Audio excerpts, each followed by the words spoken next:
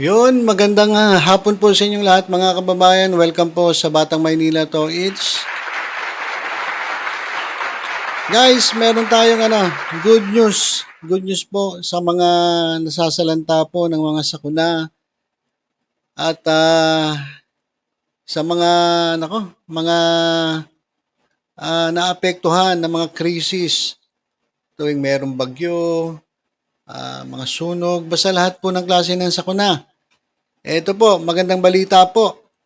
Ito pong si Presidente Bongbong Marcos ay pipirmahan na po itong panukala ni Romualdez, mga kababayan, ang Ligtas Pinoy Centers Act for Nationwide Disaster Resilient Evacuation Centers.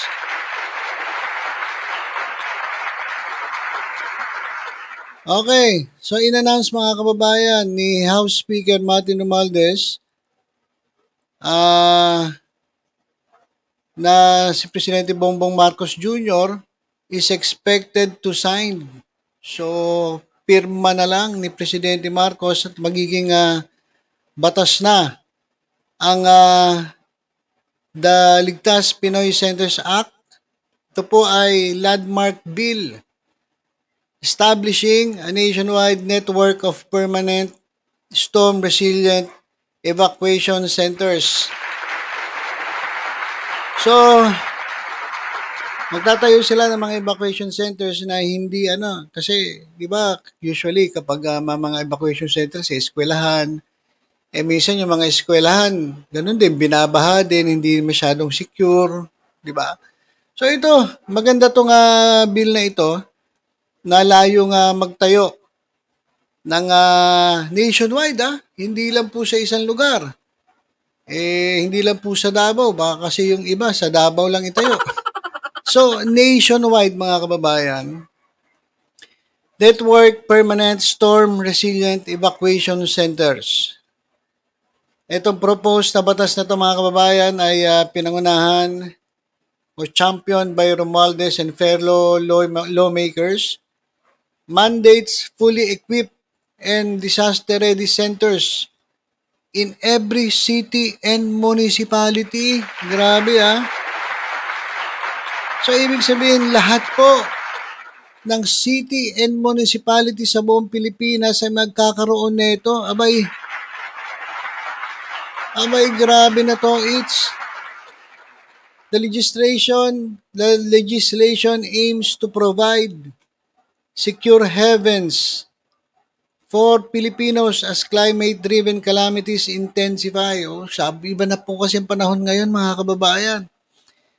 Minsan, konting ulan, nagbabaha.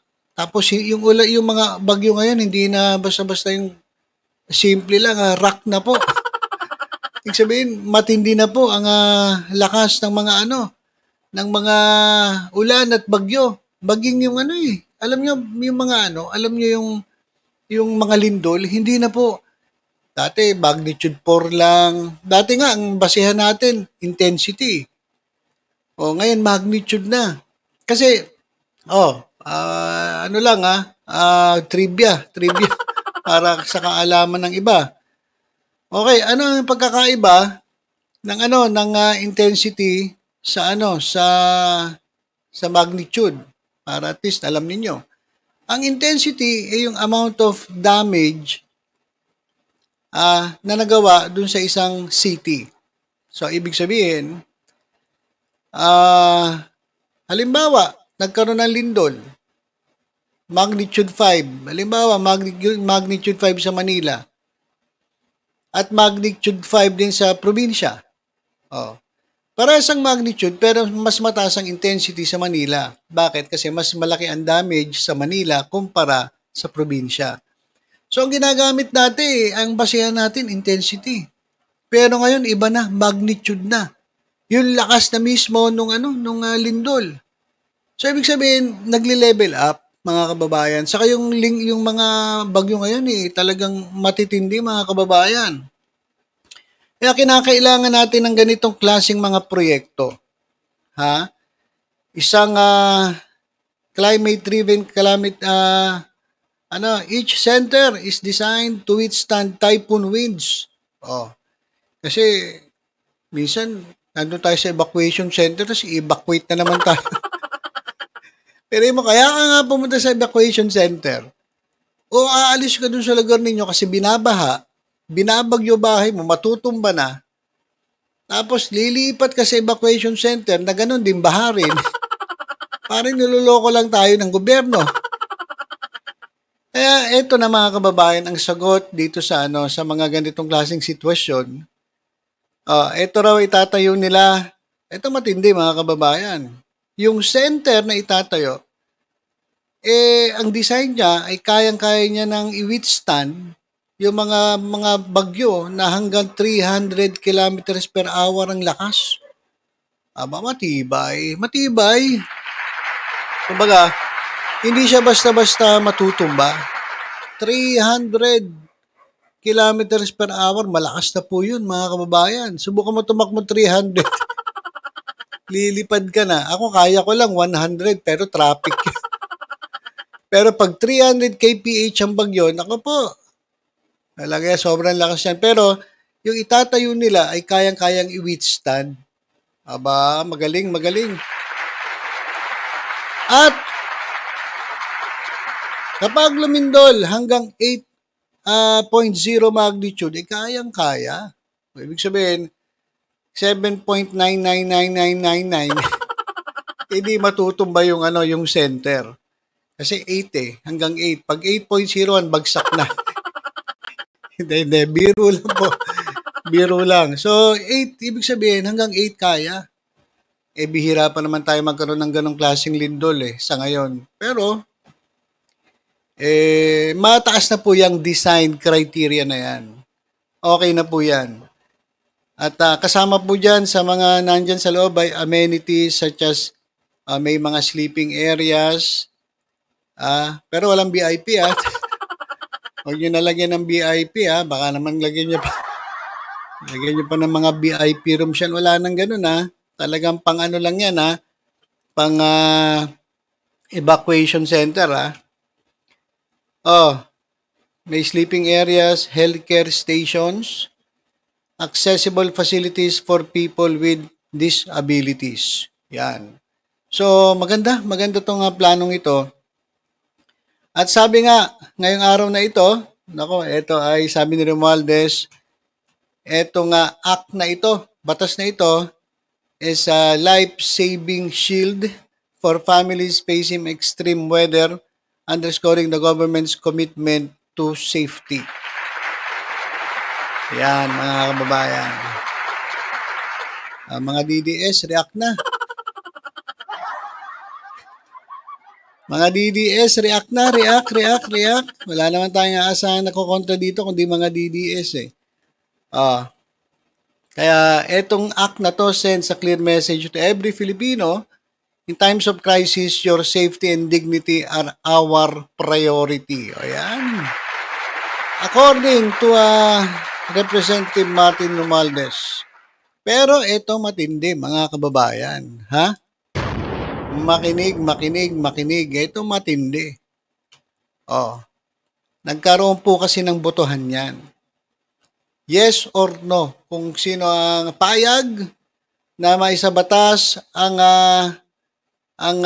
ito, yung Ligtas Pinoy Centers at yung mga kokontra.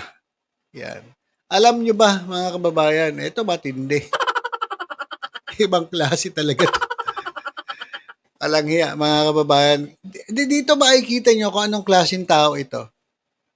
Sa lahat po ng kongresista, mga kababayan, lahat po ng kongresista, lahat po ng mambabatas, mga kababayan, meron pong kumontra.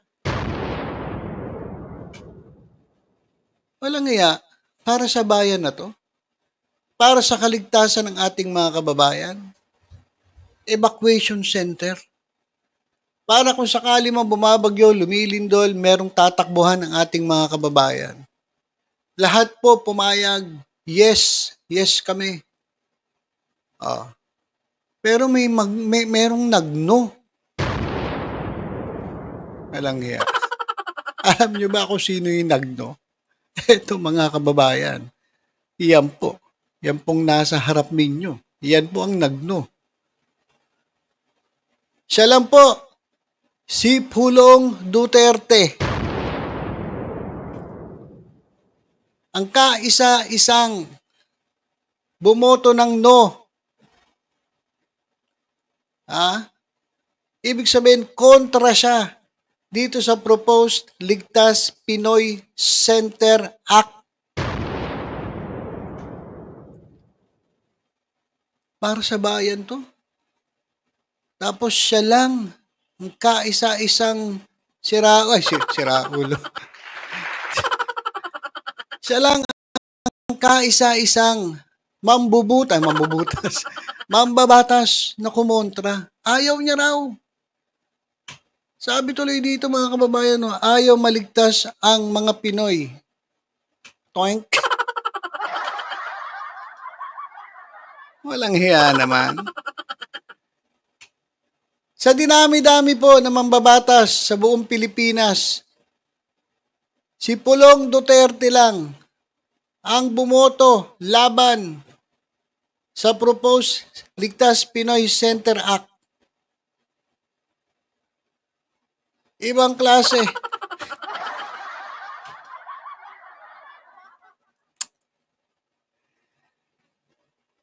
Sabi nga dito mga kababayan, bakit?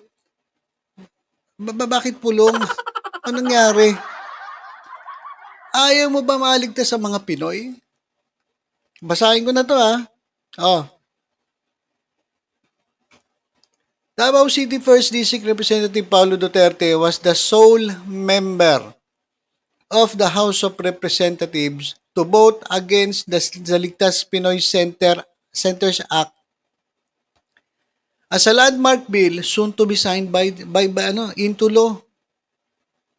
Alam mo, okay lang sana hindi ka na lang sana bumoto, pero ang boto mo, no?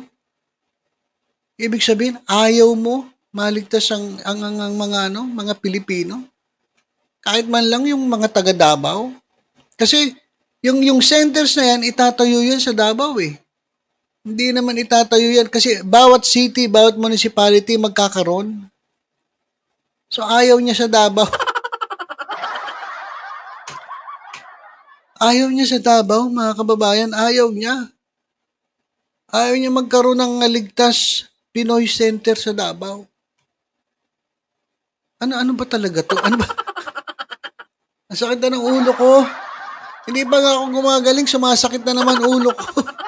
Ano ba to? Ano ba to? Wala na ba talaga? Ano ba pinag-uusapan dito? Sarili ng interes? Ano na ba pinag-uusapan dito? Yung pride? Ano na ba pinag-uusapan lagi kayo? Duterte?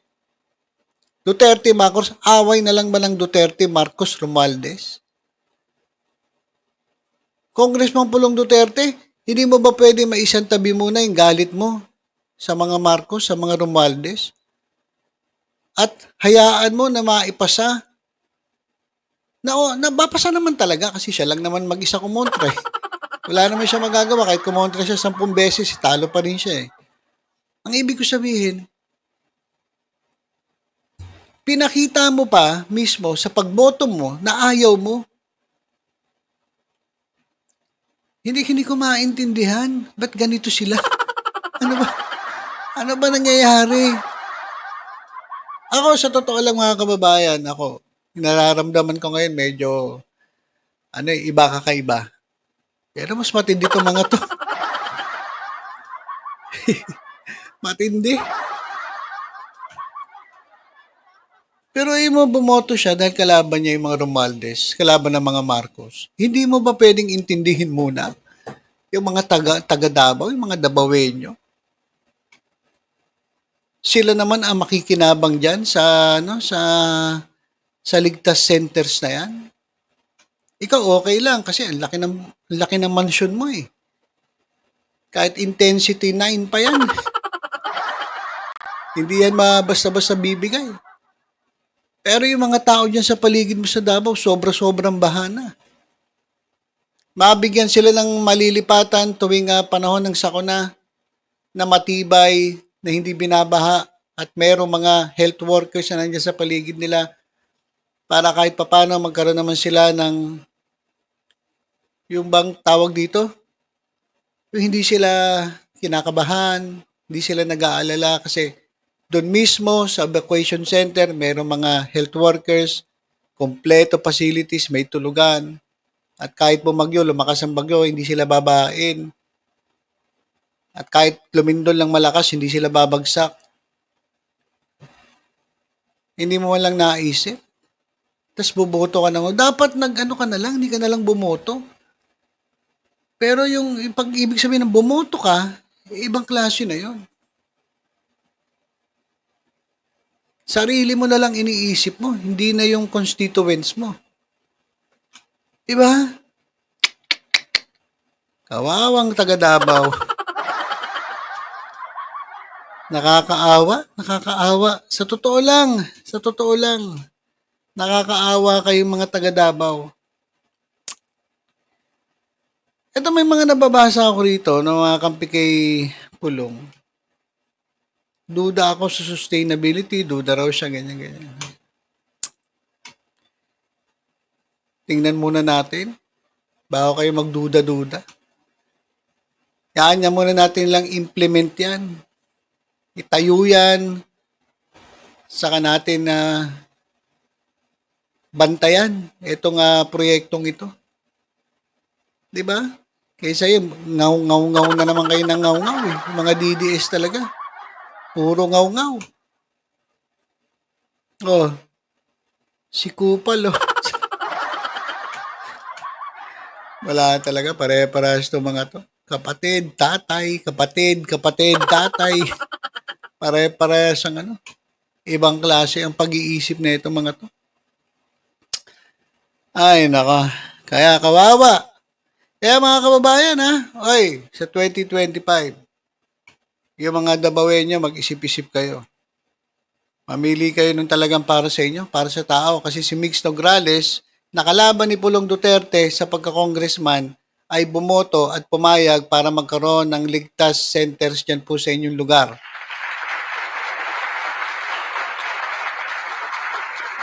Lahat po ng kongresista pumayag, si Pulong lang ang hindi. Si Pulong lang ang hindi. Wala talaga. Wala sa ayos. So, ilang mga kababayan, nako. Congratulations siyempre sa ating gobyerno at sana mga kababayan ay maganda itong kahinatnan ng kanilang programa. Ito pong Ligtas Pinoy Centers Act at pipirmahan ni Presidente Marcos kahit 10 beses pa kumontra si Pulong. Ibang klase talaga to si Pulong. Pulong, Pulongges. Ay, nako. Okay, so ilang mga kababayan, wala. Ito po talaga ito mga ito. Kaya, isip-isip po mga Pilipino. Think before you circle. Sa 2025 mga kababayan, piliin ninyo, lalong-lalo yung mga taga Davao, piliin ninyo yung mga para sa inyo, para sa tao. Hindi yung puro pansarili ang iniisip.